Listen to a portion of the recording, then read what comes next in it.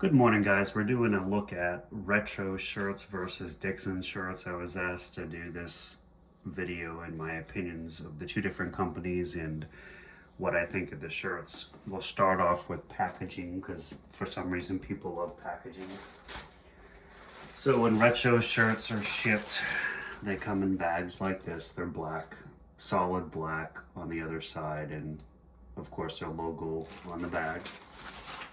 A Dixxon will come usually in these bags, different colors, whether it be red, green, or some kind of themed, kind of street tagged style stuff, motorcycle style stuff. As far as packaging, this is your normal packaging for a Dixxon shirt. This is one that I just haven't opened yet, but all of them come in this real noisy, plasticky stuff. They all come in that. Where the retro ones are kind of nicer. They come in a Ziploc bag. Pretty same themed. Ziploc bag. Clear, but a nicer bag. More quieter. Oddly enough. But I'll compare it to a more modern Dixxon shirt that I bought last year. And this would be the one that I bought last year. Summer spring style shirt. That's one of them, but hold on, because I wanted to,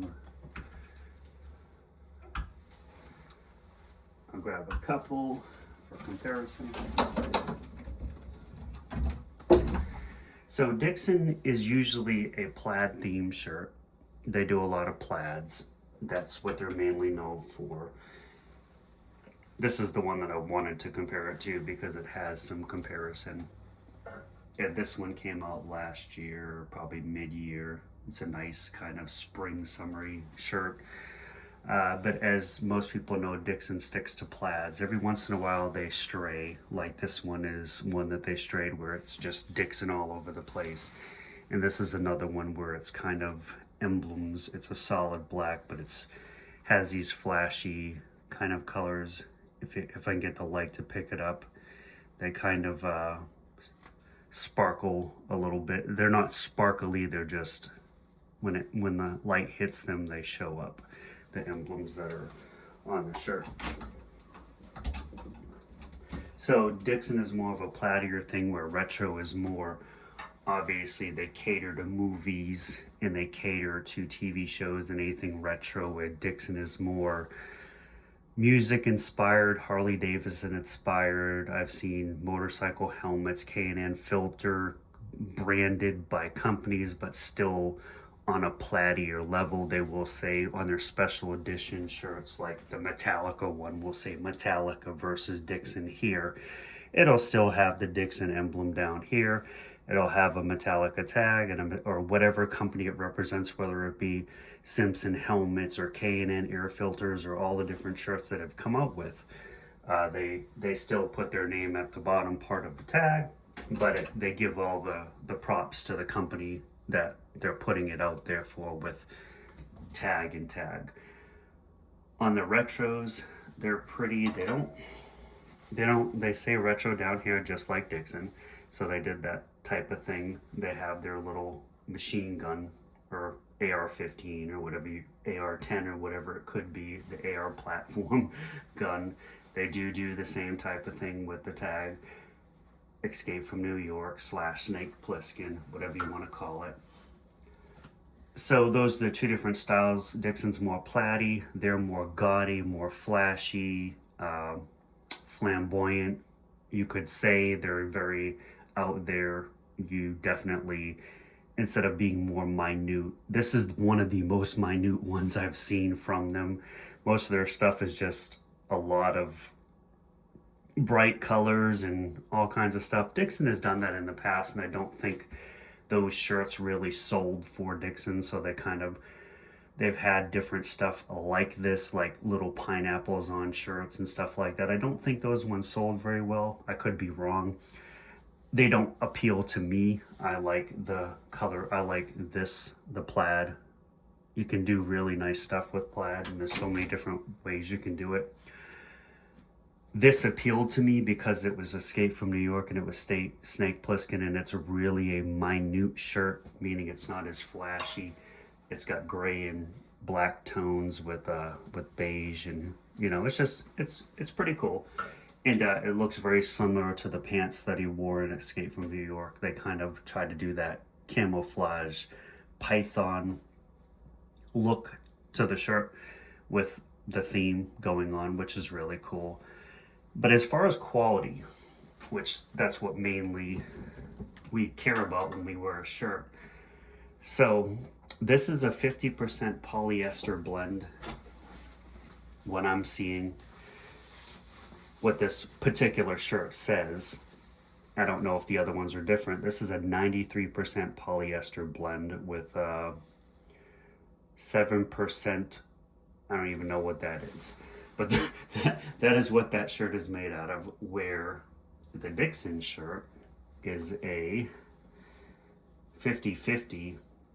It's I think it's polyester and bamboo. So the difference, and you definitely feel it, this is a more silkier feeling. It's not silk, it's bamboo, but at the same time it has that silk feeling, but with a little bit more, I guess, stout feeling, and a little bit more less staticky than silk would produce. So it's a little bit, it's really comfortable. It's got a little bit of heaviness to it and a little bit more to it than a straight silk shirt. This one, you can feel that polyester. You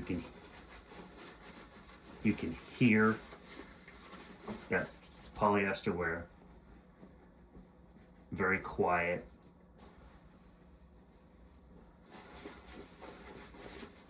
I mean, this is just very, I would even say 80s inspired polyester, because some of the shirts in the 80s were very polyester when it came out, like the parachute pants and some of the stuff that came out in the 80s. This kind of, it feels like that stuff. So comfort and better quality, in my opinion, Dixxon, for the price, because these are very similar price shirts. Dixxons you can get for $39. You can get them as low as $29 when they go on sale, and when they're new releases. They're kind of in the same category in pricing. I think this one was $39, so it's right there with Dixxon, $39.99. So the pricing, you're paying more for cheaper materials and less comfort, but they do have a cool design to them. As far as button-down collars, they both have the button-down collars. That is what Dixxon is always known for, button-down shirts. Very nice feeling shirt. You get a lot for what you're paying for with the Dixxon. They're doing the same. They're just using a little less quality material. They kind of went on, I wouldn't say it's a copycat, but Dixxon was out before Retro, and Retro is kind of copying the whole put a tag here, put a tag down here, like the Dixxon. I'm not saying they're copycat, but they're doing, the theme tags like Dixxon. Dixxon was the only company I ever known to have a theme tag. Every single shirt has its own tag, and they're all different.